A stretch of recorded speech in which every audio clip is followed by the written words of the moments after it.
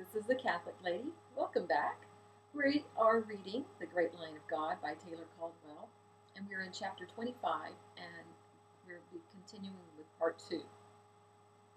In the first portion of chapter 25, Saul's cousin, Titus Milo, stopped to give him the news of what the events were in Jerusalem and how Jesus had come to his grandfather's house and brought back to life his nephew Amos from the dead.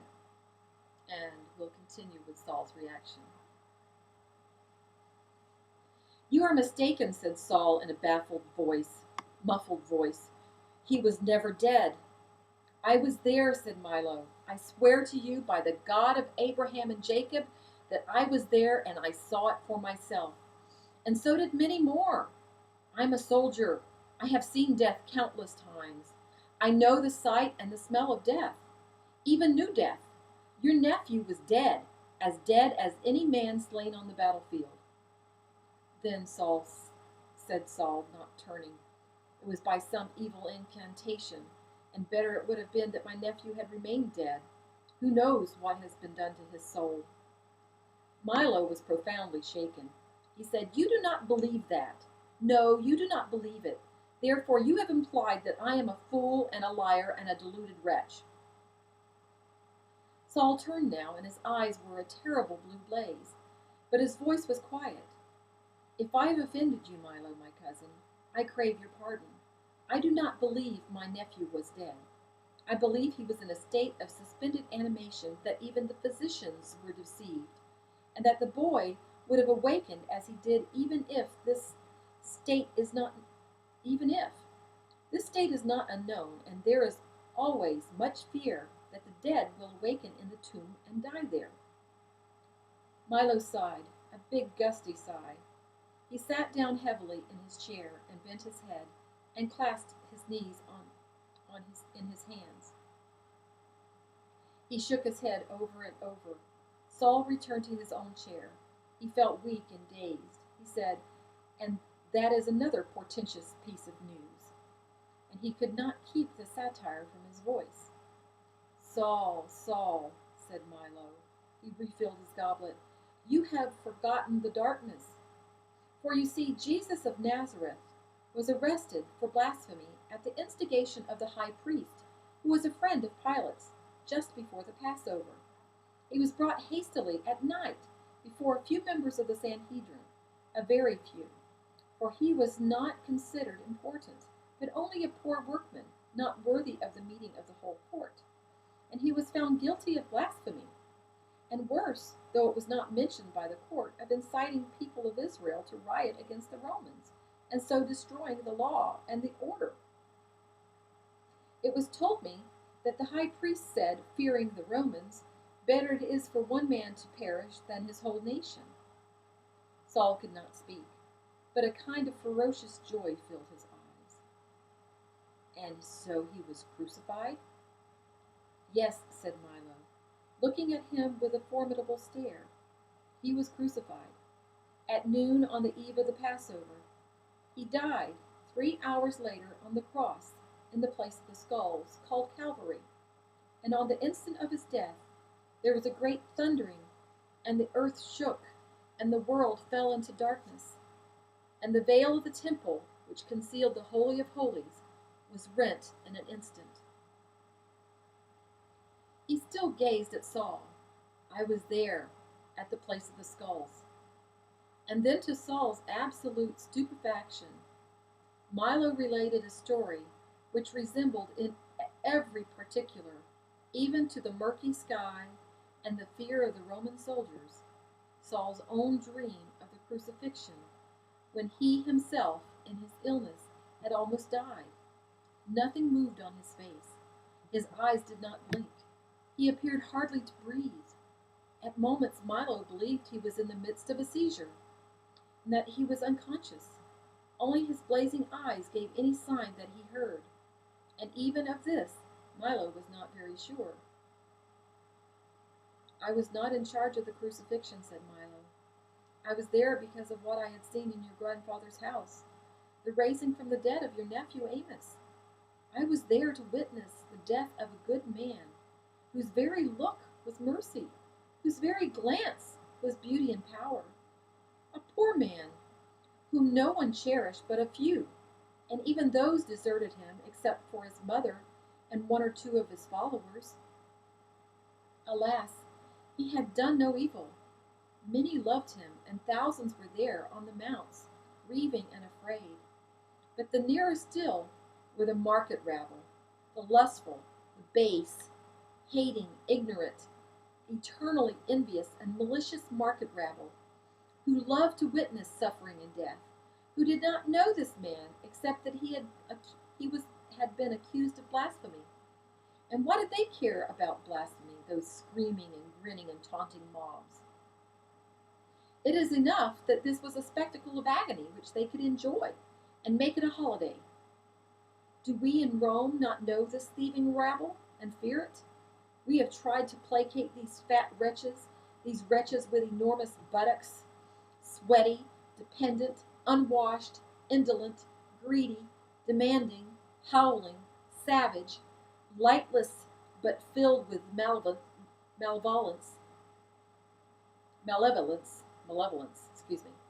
filled with malevolence, boiling with lying rumors, worshipping the tawdry and despising the heroes and the just and the merciful. Do they know that they do not deserve mercy? Yes, we know them in Rome too, and we have been appeasing them for a whole century, with free housing within the very sight of the Palatine, within sight of Caesar's palace, with free food and beans and wheat and bread and meat and swine, with free entertainment. For we know them now to be the menace of empires, to be the real vandals within the gates, the destroyers. Woe to that nation who gives them votes and voice and listens to their howling. This we have done, and inevitably Rome must fall. The controlled and military voice had risen into passion. The soldier's hands were beating his bare knees. The curse of nations, he almost shouted. There is not a nation that has not been destroyed by their vilest, and there will be nations in the future who will be destroyed by them. Ah, they were there at the place of the skulls, though this Jesus had been but a rumor to them before, a man of Galilee of little consequence, blood of their blood. But that was no importance to them, that a Jew was to be crucified by the Romans on a Roman charge that he had been inciting his people to rebellion against Rome. It was enough that he was hated by the very authority they hated. But like all rabble, hysterical, craven, maudlin, and restless, they were a fawning rabble, eager to appear and to denounce and to smile for the oppressors. If I had but had my way, if I were Caesar, said Milo, clenching his fist and striking his breast with them, I would put such rabble to the sword in any nation in the world, for they eat away the vitals of the people and devour their sustenance. Go on, said Saul, when Milo, from excess of rage and emotion, fell silent. His own voice was faint, but cold. I do not love the market rabble, the mobs, more than you. Milo wiped his sweating brow with the back of his hand and shook his head.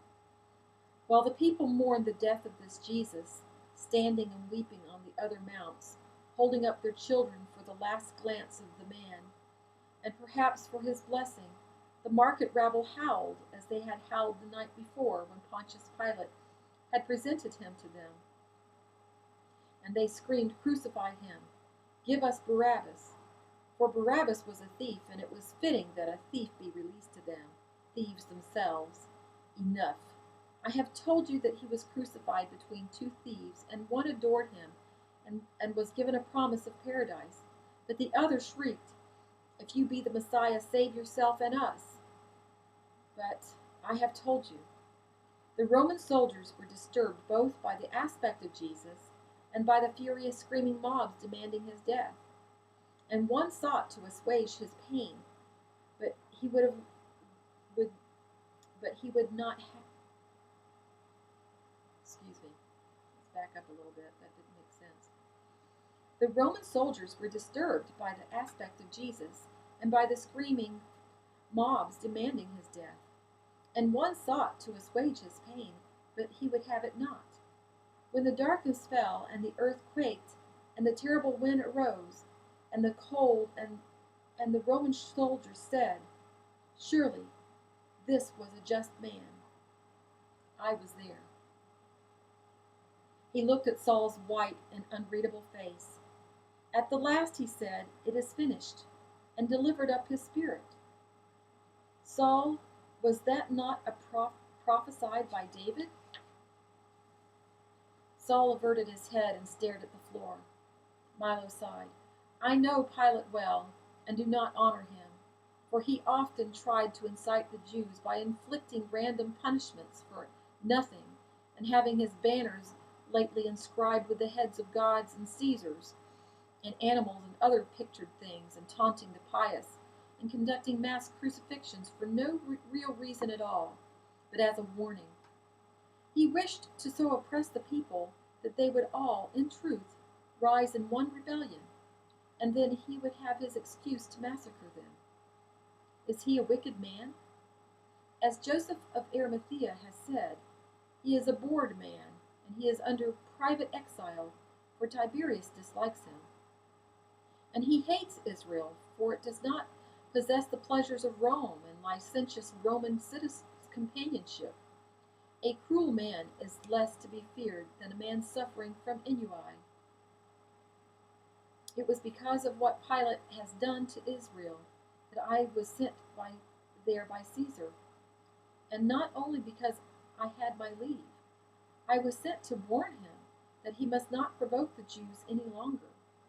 Even his friend, King Herod Antipas, that red fox, that uneasy dweller between two worlds, was aghast at him, and wrote his brother-in-law and Agrippa, who brought the matter before Caesar. I, as a guest, remained in Pilate's house for a few days before going to my parents' house, and Pilate complained that he was expiring of nothingness in Israel, and begged me to use my influence with Caesar to recall him. That he spoke of this Jesus, and said it had been reported to him by Roman centurion and priest alike that he was an Essene or a zealot, and was inspiring rebellion against Rome. I was at Pilate's side when Jesus was brought before him for questioning. It gave Pilate pleasure, in the face of the frightened priest, to balk them. He said, I find no fault in this man, and washed his hands in public, as is customary. But still he said to me, this man must die, for he is creating confusion and unrest in Israel, as did his cousin and friend, one John the Baptist, whom Herod had executed. Therefore Pilate gave the order for his crucifixion. Are you listening to me, Saul? I'm listening, replied Saul. It was very hot, but he found himself unaccountably shivering. Pilate also told me with a peculiar smile that his wife had had a dream, that he must not order the execution of Jesus of Nazareth, or that he, Pilate, must not have this blood on his hands.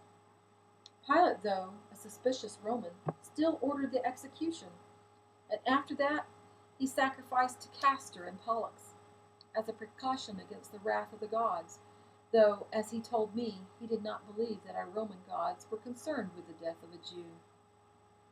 Then, suspicious of the followers of this Jesus, Pilate asked me as a favor to him to conduct the command of temple guards and Roman legionnaires at the tomb of Jesus, so that his followers would not steal away his body and proclaim, according to what he had prophesied, that he had risen from the dead on the third day. Ah, said Saul, and it was as if his body enclosed in an icy iron had been released, and he raised his head and almost smiled. That was the end of it? It was the beginning, said Milo, and again poured himself wine, as if he were greatly overcome and must have refreshment. Saul watched him in bemused astonishment, and even then he uttered a passionate and tremendous denial in himself, His cousin, after all, was half a Roman, and superstition is inherent in Roman nature, and a willingness to believe in miracles from any source whatsoever. The Egyptian Serapis was now in vogue, and all Romans sacrificed in the Egyptian temples in honor of the god. Tomorrow it would be another god, alleged to be as strong as Zeus. It would even be this Yeshua. Saul uttered a derisive sound. It was the second Passover, and it was night, said Milo.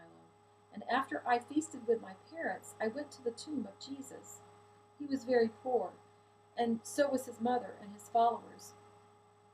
They had no money for tombs, but Joseph of Arimathea gave them a tomb, a very lavish one outside the gates. Did you speak? No? So the women had anointed him with oils and spices and wrapped him in grave clothes and had laid him within the tomb the day before. The soldiers and the temple guards had then rolled a mighty stone before the mouth of the tomb, so heavy and ponderous that it took several gasping men all their strength to move it. Jesus was entombed and dry. The soldiers had built bonfires around the tomb and were eating and jesting and casting dice. But I would not permit them to drink much wine for fear that they would fall asleep. It was not a night for sleeping. As Pilate had said, when Jesus remained within the tomb and decomposed, then that would be the end of his followers and their faith, and peace would come again to that disturbed land. As for myself, said Milo, dropping his head meditatively, I had witnessed the crucifixion and the events when he died, and I wished to prove the truth to myself. Therefore, I did not relax for an instant. I ate the food the soldiers prepared for me, and stood while eating, and patrolled with them around the tomb, which in a desert place near a wild garden, and gave the homesick boys the news of Rome. I had seen the interior of the tomb before the man was laid there. It consisted of a shelf within a light yellow marble, and nothing else. But it was large for a tomb. I even examined every outside spot on it, looking for another entrance or exit. There was none. It was solid stone. The moon was yellow and low, and we started our vigil. It became brighter and clear as it rose, and we heard the rejoicing sounds from without the gates, and saw the reflection of fires on the mount from which the city is built, and heard cymbal and flute and harp and zither and laughter, and the coming and going of people who were hurrying to other feasts. And we heard the occasional sound of trumpets from the temple, and marching feet, and challenges, and drums, and tumults of happy voices and the cries of animals. But there we guarded, without the gates, was silent and deserted, with not the sound of a night owl, only our lanterns and our fires to keep us from the darkness. Not even a follower of the dead man, not even a grieving woman came near the tomb. I had heard that all his followers had fled the city for fear of vengeance. The guards were alert.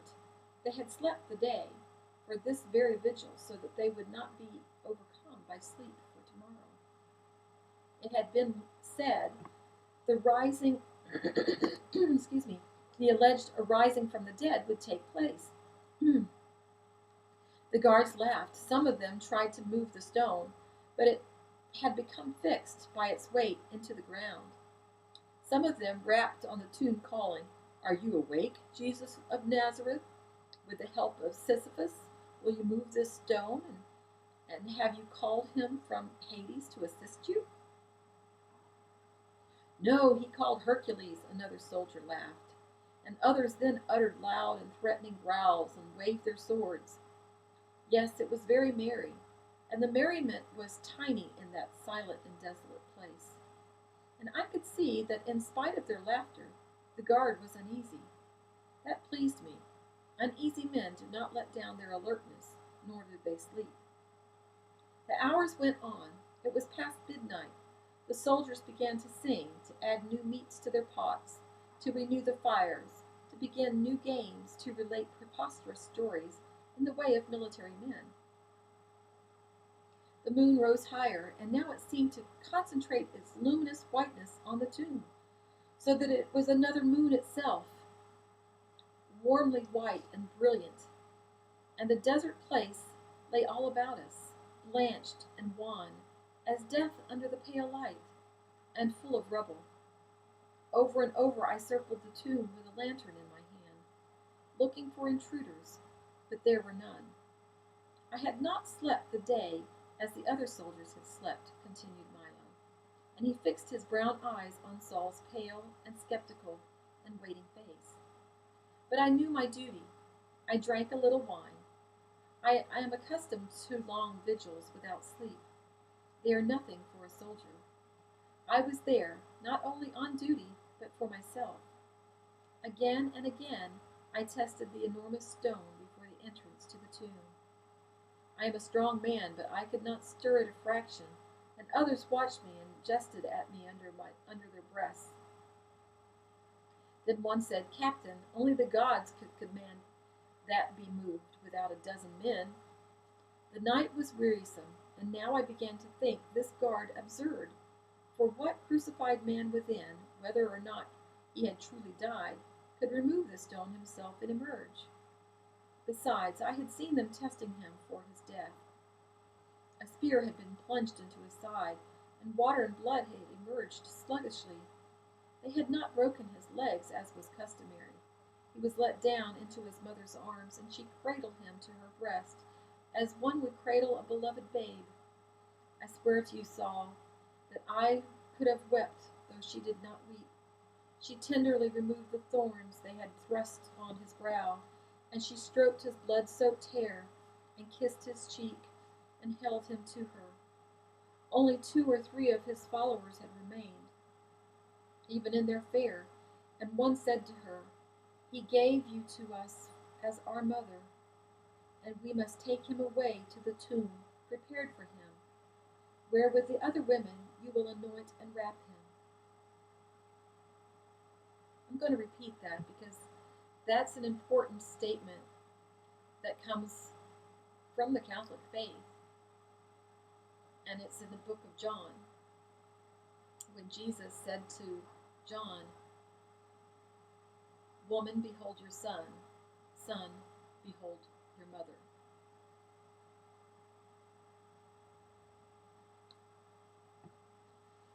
She tenderly removed the thorns they had thrust on his brow, and she stroked his blood-soaked hair and kissed his cheek, and held him to her.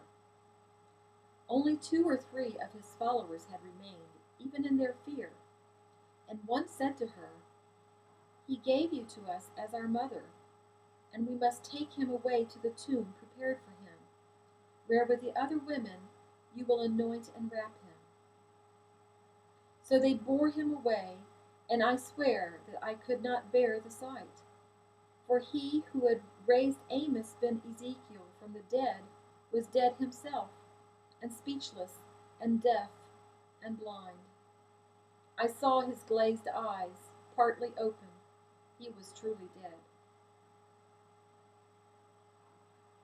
"What other did you expect, Milo, of this blasphemer and this mountebank and sorcerer?" cried Saul. Now his pallor had gone, and he was exultant and smiling. He spread out his hands, and that was all. A boundless relief came to him, a slacking of tension. He even laughed a little, but Milo did not laugh. The brown eyes regarded Saul darkly.